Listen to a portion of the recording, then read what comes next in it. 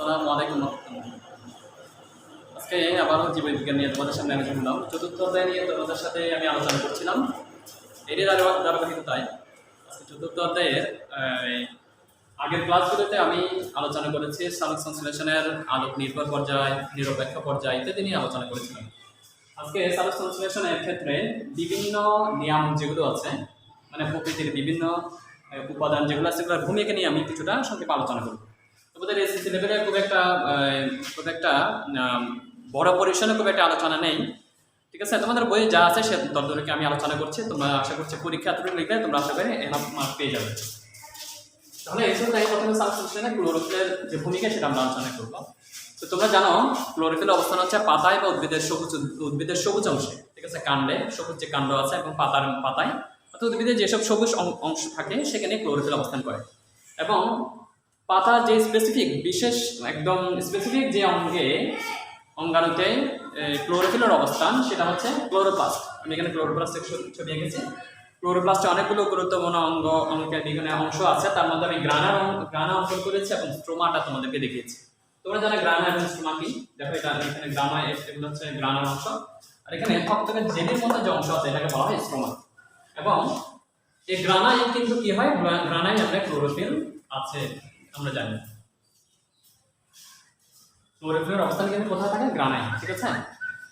এবং সালোক সংশ্লেষণের যে বিক্রিয়া, সালোক সংশ্লেষণের মধ্যে আমরা জানি যে কার্বন ডাইঅক্সাইড এবং পানির সংশ্লেষে আলোর শক্তির সাহায্যে ক্লোরোফিলের সাহায্যে যে সরকার যাতে খাদ্য উৎপন্ন করে, এখানে খুব গুরুত্বপূর্ণ ভূমিকা পালন করে ক্লোরোফিল। সেটা হচ্ছে কি ক্লোরোফিলের গুরুত্বপূর্ণ ভূমিকা, সেটা হচ্ছে কি ক্লোরোফিল কি করে পাতায় যে সূর্য রশ্মি যে গ্রহণ করা, এই গ্রহণ করা কিন্তু ক্লোরোফিলের করে থাকে, ঠিক আছে। অর্থাৎ পাতা যে আসলে সূর্য রশ্মিকে যে অ্যাবজর্ব করে, শোষণ করে, এটা মূলত ক্লোরোফিলই করে, ঠিক আছে। এবং ক্লোরোফিল এই শক্তিকে ব্যবহার করে পরবর্তীতে শর্করা জাতীয় খাদ্য প্রস্তুতে সহায়তা করে। এবং আমরা জানি যে ক্লোরোফিল অবস্থানকারী ক্লোরোপ্লাস্ট পাতার মধ্যে কিন্তু প্রতিনিয়ত কি হতে থাকে, পুরাতন ক্লোরোপ্লাস্ট কি হয়ে যায়, নষ্ট হয়ে যায় এবং নতুন ক্লোরোপ্লাস্ট কিন্তু গঠিত হতে থাকে, ঠিক আছে। এবং নতুন ক্লোরোপ্লাস্ট যে গঠিত হয় সেখানে কিন্তু ক্লোরোফিলের অবস্থান আমরা দেখতে পাই। এবং সালোক সংশ্লেষণের মধ্যে কি আছে, সালোক সংশ্লেষণের যে ক্ষমতা সেটা কিন্তু ক্লোরোফিলের উপর নির্ভর করে, ঠিক আছে। কারণ ক্লোরোফিল গঠনের যে বিভিন্ন উপাদানগুলো আছে এগুলো খুব দ্রুত গঠিত হতে হয়, ঠিক আছে। অর্থাৎ ক্লোরোফিল গঠনের যে বিভিন্ন উপাদানগুলো আছে সেগুলো খুব দ্রুত গঠনের প্রয়োজন হয়। কি জন্য? কারণ সালোক সংশ্লেষণের যে ক্ষমতা সেটাকে কি করার জন্য, সেটাকে ত্বরান্বিত করার জন্য। এরপরে আমরা জানি যে সালোক সংশ্লেষণের যে আলোক নির্ভর পর্যায়ে আছে, আলোক নিরপেক্ষ পর্যায়ে আছে, এখানে কিন্তু অনেকগুলো এনজাইমের কার্যকারিতা আছে, ঠিক আছে। অনেকগুলো এনজাইম এখানে কি করে গুরুত্বপূর্ণ ভূমিকা পালন করে। যেমন আমরা কয়েকটা এনজাইমের নাম বলতে পারি। যেমন একটা হচ্ছে রুব্রিক্স এনজাইম, এরপর হচ্ছে আইসোমারস এনজাইম।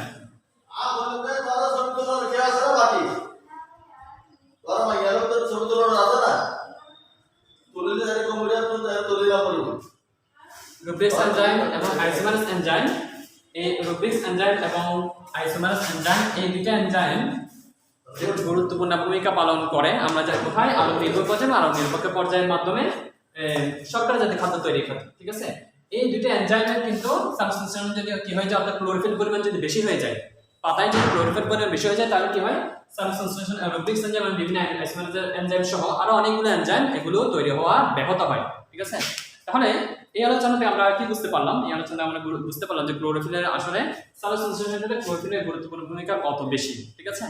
এরপরে আমরা আলোক নির্ভর পর্যায় সম্পর্কে কি করবো, একটা আলোচনা করব।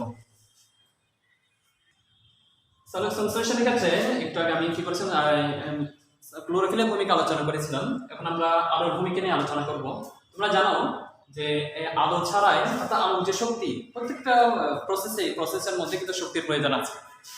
এই যে এখানে যে বিক্রিয়াটা, অর্থাৎ যেটা উদ্ভিদ অর্থাৎ প্রাণীদের অস্তিত্বের সাথে ওতপ্রোতভাবে জড়িত আছে এমন একটা বিক্রিয়া হচ্ছে এই বিক্রিয়াটা, ঠিক আছে। যেটার মাধ্যমে উদ্ভিদকুল বলি, আমরা প্রাণীকুল বলি, যেটা আমরা বেঁচে আছি, ঠিক আছে। আমাদের সব দিক দিয়ে এই বিক্রিয়ার ভূমিকা অপরিসীম। আমরা যে নিঃশ্বাস গ্রহণ করছি, শ্বাস প্রশ্বাস যে প্রসেস, এটার মধ্যে কিন্তু এই বিক্রিয়ার ভূমিকা অপরিসীম। এরপর আমরা যে খাদ্য গ্রহণ করছি, খাদ্য গ্রহণের ক্ষেত্রে এর ভূমিকা অপরিসীম। তাহলে এই প্রসেসটা কিন্তু আলো ছাড়া কখনো চলা খুব একটা সম্ভব না, ঠিক আছে। কারণ আমরা এর আগে আলোক নিরপেক্ষ পর্যায়ে কিন্তু পড়েছিলাম। ঠিক আছে, প্রশ্ন থাকতে পারে, তোমাদের মনে প্রশ্ন আসতে পারে যে স্যার আলোক নির্ভর পর্যায়ে আছে, একটা আলো নিরপেক্ষ পর্যায়ে আছে। আলোক নিরপেক্ষ পর্যায়ে আলোর কি প্রয়োজন পড়ে না, এই কথাটা কিন্তু একটা ভুল একটা কথা। কারণ আমরা জানি আলোক নির্ভর পর্যায়ে কিন্তু কি উৎপন্ন হয়, এটিপি উৎপন্ন হয়। ঠিক আছে, এটিপি উৎপন্ন হয় এবং NADPH2 উৎপন্ন হয়। এই দুইটা উৎপাদ, এই দুইটা যে প্রোডাক্ট আছে, এই দুইটা কিন্তু আলোক নির্ভর পর্যায়ে উৎপন্ন হয় এবং সেটা কোথায় পড়ে, আলোক নিরপেক্ষ পর্যায়ে কিন্তু এটা কি হয়, এটা গুরুত্বপূর্ণ ভূমিকা পালন করে এই দুটো উপাদান। তার মানে আলোক নিরপেক্ষ পর্যায়ে আলোক নির্ভর পর্যায় ছাড়া অসম্ভব। ঠিক আছে, তাহলে আমরা ইনডাইরেক্টলি অর্থাৎ আলোক নিরপেক্ষ পর্যায়ে কিন্তু আলোর ভূমিকা অপরিসীম, সেটা আমরা এখান থেকে বুঝতে পারছি।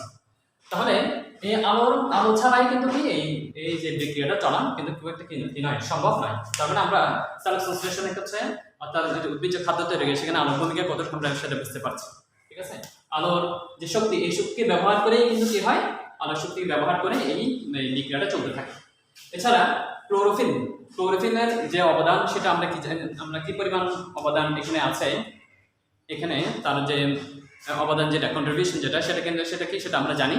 এবং ক্লোরোফিল যে সৃষ্টিতেও কি হয়, ক্লোরোফিল সৃষ্টিতেও সালোক সংশ্লেষণ গুরুত্বপূর্ণ, ক্লোরোফিল সৃষ্টিতেও আলোর ভূমিকা অনেক বেশি। ঠিক আছে, আলোর সাহায্যে কিন্তু কি ক্লোরোফিল সৃষ্টি হয়। এরপরে আমরা যে উদ্ভিদের মধ্যে কি থাকে, আমরা জানি পাতার মধ্যে কি থাকে, পত্ররন্ধ্র থাকে। যে পত্ররন্ধ্রের মাধ্যমে কি হয়, কার্বন ডাইঅক্সাইড কি হয়, সালোক সংশ্লেষণে এই যে কার্বন ডাইঅক্সাইডটা, এখানে যে কার্বন ডাইঅক্সাইড কিন্তু এই পত্ররন্ধ্রের মাধ্যমে কি হয়, পলিমেরের ভিতরে প্রবেশ করে। এবং এই সালোক সংশ্লেষণে এই বিক্রিয়ায় যে অক্সিজেন উৎপন্ন হয়, এই অক্সিজেনটা কিন্তু এই পত্ররন্ধ্রের মাধ্যমে কিন্তু কি হয়, প্রকৃতিতে উন্মুক্ত হয়। ঠিক আছে, এই দুটো উপাদান, এই ঢোকা বা বাইরে কার্বন ডাইঅক্সাইড ভিতরে প্রবেশ করা, অক্সিজেন বাইরে বের হওয়া, এই সকলে কিন্তু এই পত্ররন্ধ্রের মাধ্যমে কিন্তু কি হয়, পরিচালিত হয়।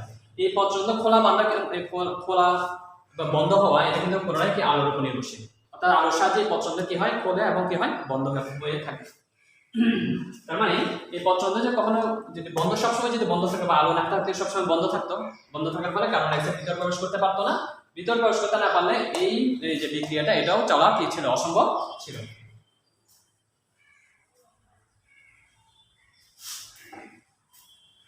এছাড়াও আমরা জানি যে আলোর মধ্যে আলোর যে বর্ণালী বীক্ষণ আছে, বর্ণালী বীক্ষণের মধ্যে আলোর সবগুলো রং কিন্তু ব্যবহৃত হয় না। ঠিক আছে, আলোর মধ্যে যে যতগুলো রং আছে তার মধ্যে বেগুনি,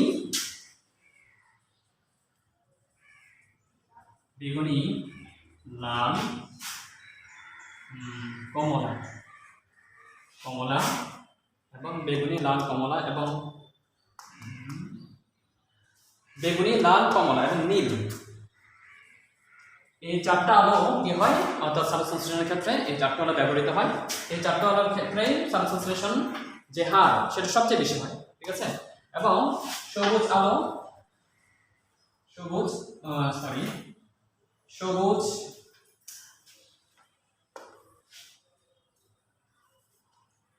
ও হলুদ আলো, এই সবুজ এবং হলুদ আলোতে সালোক সংশ্লেষণের হার কি হয়ে যায়, অনেক কমে যায়। ঠিক আছে, তার মানে বেগুনি, লাল, কমলা, নীল এই চারটা আলোতে সালোক সংশ্লেষণের হার বেশি থাকে এবং সবুজ এবং হলুদ আলো সালোক সংশ্লেষণের হার কি হয়ে যায়, কমে যায়। ঠিক আছে, এটাও আলো গুরুত্বপূর্ণ একটা সালোক সংশ্লেষণের ক্ষেত্রে আলো গুরুত্বপূর্ণ একটা অবদান। এরপরে আলোর একটা নির্দিষ্ট তরঙ্গদৈর্ঘ্য থাকে, যে তরঙ্গদৈর্ঘ্যের মধ্যে সালোক সংশ্লেষণের হার সবচেয়ে বেশি থাকে। আলোর একটা নির্দিষ্ট পরিমাণ তরঙ্গদৈর্ঘ্য থাকে, এই তরঙ্গদৈর্ঘ্যে আলোর মধ্যে আলো যদি প্রকৃতিতে থাকে তাহলে সবচেয়ে বেশি আলোক সংশ্লেষণের হার সবচেয়ে বেশি হয়। আমরা জানি যে 400 ন্যানোমিটার থেকে 480 ন্যানোমিটার এবং 680, আমি একটু এই পাশে লিখি, 680 ন্যানোমিটার তরঙ্গদৈর্ঘ্য।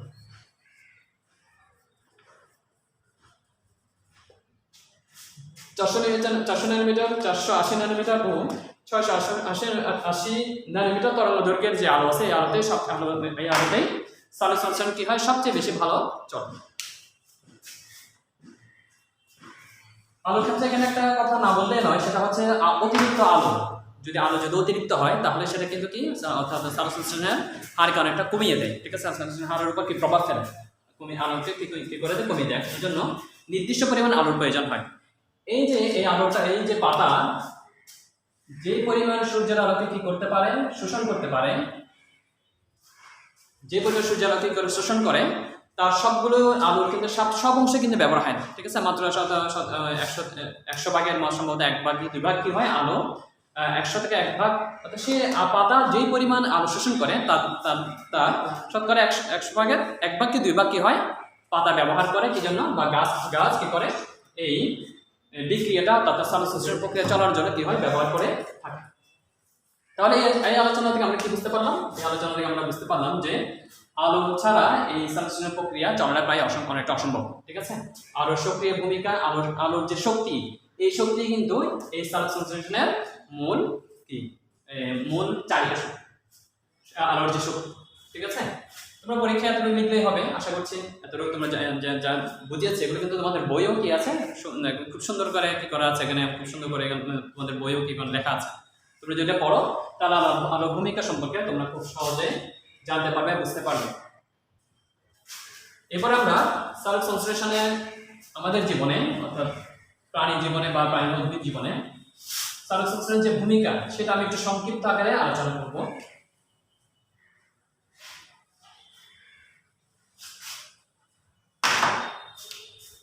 সালোকসংশ্লেষণের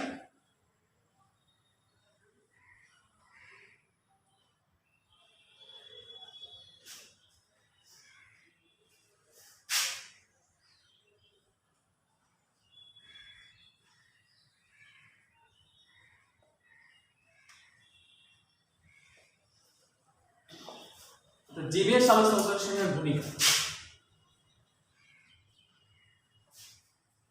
জীবের সালোকসংশ্লেষণের ভূমিকা কি হতে পারে? জীবের সালোকসংশ্লেষণের, এখানে জীবের নাম আমি জীব জগৎ লিখি তাহলে একটু ভালো হয়। জীব জগৎ,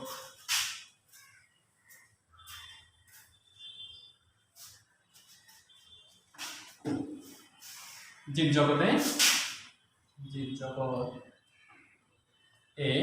জগতে সালোকসংশ্লেষণের ভূমিকা সংক্ষিপ্ত আকারে আলোচনা করে তোমাদের সামনে একটু আলোচনা করি।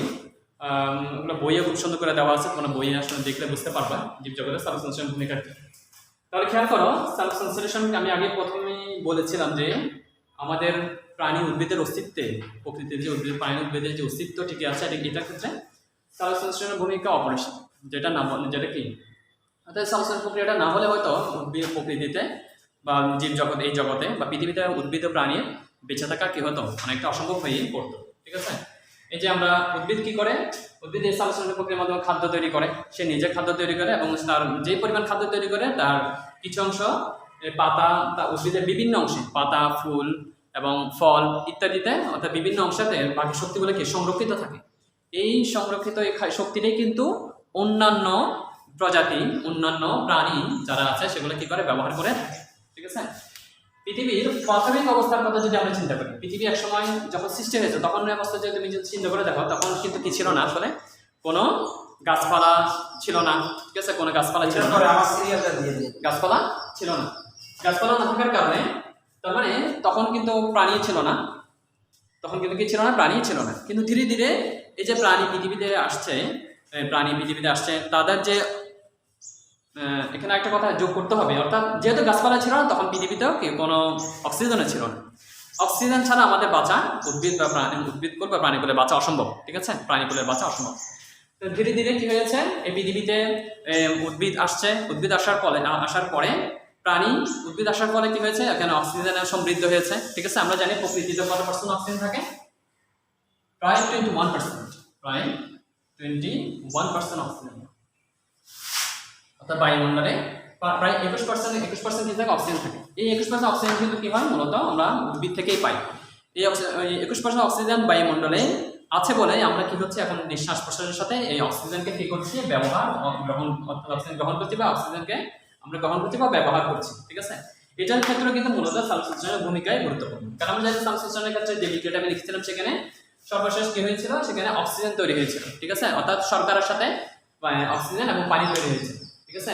এই অক্সিজেন এবং পানি, এই অক্সিজেনটা কিন্তু প্রকৃতিতে যে আসছে সেটা মূলত সেটা ক্ষেত্রে কিন্তু সাবস্টিটিউশন ভূমিকায় গুরুত্বপূর্ণ। এরপরে আমরা যে খাদ্য খাই, যে ফলমূল শাকসবজি, যে আমরা প্রতিদিন আমাদের দৈনন্দিন ভাত ডাল তারপর শাকসবজি যেগুলো খাচ্ছি, আবার আমাদের দৈনন্দিন যে খাবারের সাথে সাবস্টিটিউশন ভূমিকা, খাবারের সাথে সাবস্টিটিউশন অনেক বেশি জড়িত, ঠিক আছে। অর্থাৎ এই সাবস্টিটিউশনের ফলে যে খাদ্য তৈরি হয়, উদ্ভিদ যে খাদ্য তৈরি করে, উদ্ভিদ থেকে যে খাদ্য খাই, এই খাদ্য থেকে মূলত আমাদের খাদ্যের কি হয়, যোগান হয়, ঠিক আছে। এই জন্য আমাদের খাদ্যের ক্ষেত্রে কি সাবস্টিটিউশন ভূমিকা অপরিহার্য। এরপরে শ্বাস প্রশ্বাসের ব্যাপারটা একটু আগে বলছিলাম, অর্থাৎ যদি শ্বসন প্রক্রিয়ায় শুধু যদি চলতে থাকতো, ঠিক আছে, শুধু যদি কি হতো শ্বসন প্রক্রিয়া, অর্থাৎ শ্বাস নিঃশ্বাস গ্রহণ, আমরা শ্বাসন প্রক্রিয়া কি, আমরা শ্বাস গ্রহণ করছি, আমরা যখন শ্বাস গ্রহণ করি প্রকৃতিতে অক্সিজেন গ্রহণ করি, আবার আমরা কি করি কার্বন ডাই অক্সাইড ত্যাগ করি। আচ্ছা, এভাবে যদি চলতে থাকে তাহলে ভাবো তো কি হতো, যদি মনে করেন ধর পৃথিবীতে গাছ নেই, তাহলে হয়তো মনে করো কি করছে, আমরা শ্বাস গ্রহণ অর্থাৎ অক্সিজেন গ্রহণ করছি, কার্বন ডাই অক্সাইড ত্যাগ করছি, ঠিক আছে। এভাবে যদি চলতে থাকতো একসময় কি হতো, অক্সিজেন যে প্রকৃতিতে যে অক্সিজেন 21% আছে, প্রায় 21% যে অক্সিজেন সেটা কিন্তু আস্তে আস্তে কমতে থাকতো, এবং প্রকৃতিতে কার্বন ডাই অক্সাইড কত আছে 0.033%, এটা হচ্ছে কার্বন ডাই অক্সাইড। অক্সিজেন আছে কত, অক্সিজেন 21.1%, কার্বন ডাই অক্সাইড 0.033%। তাহলে এইভাবে শুধু শ্বসনে যদি চলতে থাকলো তাহলে কি হতো, অক্সিজেনের পরিমাণ আস্তে আস্তে ডাউন হতো, কার্বন ডাই অক্সাইডের পরিমাণ আস্তে আস্তে কি হতো, বৃদ্ধি পেতে থাকে। তাহলে এই ক্ষেত্রে প্রাণী জগতে বেঁচে থাকা অনেক কষ্টের হয়ে যেত, বেঁচে থাকা কি অসম্ভব বলতে গেলে। তাহলে এই ক্ষেত্রে কি করছে সাবস্টিটিউশনের ফলে, যে উদ্ভিদ কি করছে, উদ্ভিদে আমরা জানি উদ্ভিদ কি করে, কার্বন ডাই অক্সাইড সে কি করে, কার্বন ডাই অক্সাইড সে কি করে, গ্রহণ করে, ঠিক আছে, এবং সে কি করে অক্সিজেন কি করছে, ত্যাগ করছে। অক্সিজেন সে কি করে, ত্যাগ করে, কার্বন ডাই অক্সাইড গ্রহণ করে এবং অক্সিজেন কি করে, সে ত্যাগ করে। এই অক্সিজেন কার্বন ডাই অক্সাইড গ্রহণ এবং অক্সিজেন ত্যাগের, কার্বন ডাই অক্সাইড গ্রহণ এবং অক্সিজেন ত্যাগের মাধ্যমে সে কি করছে, প্রকৃতিতে এই যে ভারসাম্যটা, অর্থাৎ অক্সিজেনের পরিমাণ এবং কার্বন ডাই অক্সাইডের পরিমাণের যে ব্যালেন্স ভারসাম্য, সেটা রক্ষা করছে কে, এই সাবস্টিটিউশন প্রক্রিয়ার মাধ্যমে উদ্ভিদে কি করছে, এই ভারসাম্যটা রক্ষা করছে। তাহলে এখানে থেকে আমরা এই যে বুঝতে পারছি যে সাবস্টিটিউশনের প্রকৃতিতে বা জীব জগৎ সাবস্টিটিউশনের ভূমিকা কেমন, ঠিক আছে। তোমরা আমি যতটুকু বুঝিয়েছি বইও কি আছে, বইয়ের ব্যাপারে আরো বিস্তারিত আলোচনা আছে, ঠিক আছে। তোমরা যদি বইটা পড়ো, অর্থাৎ জীব জগৎ সাবস্টিটিউশনের ভূমিকা যদি তুমি পড়ে থাকো তাহলে দেখবা, আশা করছি বুঝতে পারবা, ঠিক আছে। আমি মোটামুটি মূল পয়েন্ট যেগুলো সেগুলো কি করছি আলোচনা করে দিয়েছি। তাহলে আজকের ক্লাসে আমি তিনটা বিষয়ে আলোচনা করলাম, একটা হচ্ছে সাবস্টিটিউশনে ক্লোরোফিলের ভূমিকা, সাবস্টিটিউশনে আলোর ভূমিকা এবং জীব জগতে ক্লোরোফিলের ভূমিকা, ঠিক আছে। এই দুইটা আমি আলোচনা করলাম, তোমরা বাসায় এটা ভালো করে চর্চা করবা। আগামী ক্লাসে অন্য একটা টপিক নিয়ে তোমাদের সামনে হাজির হবো। আজ এতটুকুই, তোমরা ভালো থাকো, সুস্থ থাকো, স্বাস্থ্যবিধি মেনে চলো। আসসালামু আলাইকুম ওয়া রাহমাতুল্লাহ।